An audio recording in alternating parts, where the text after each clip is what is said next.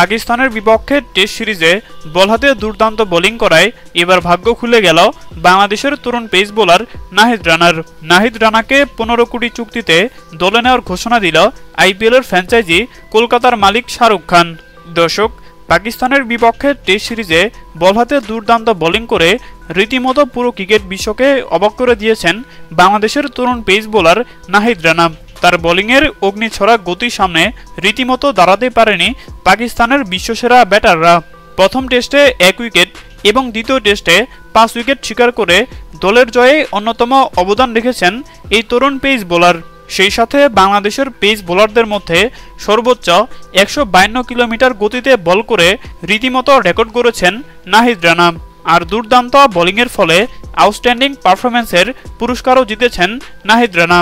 আর এবার আইপিএল থেকে দারুণ এক সুখবর পেল এই তরুণ পেস বোলার।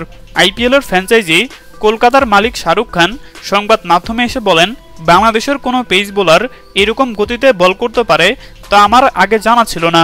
আগামী আইপিএল মৌসুমে নাহিদ রানাকে যে কোনো মূল্যে আমার দলে চাই। তার অগ্নিছড়া বোলিং দেখে আমি সত্যি অনেক মুগ্ধ হয়েছি। হ্যাঁ দর্শক, আপনাদেরকে বলছি, নাহিদ রানাকে আইপিএলে দেখতে চান কিনা জানিয়ে দিন আপনাদের গুরুত্বপূর্ণ মতামত আমাদের কমেন্ট বক্সে। ধন্যবাদ।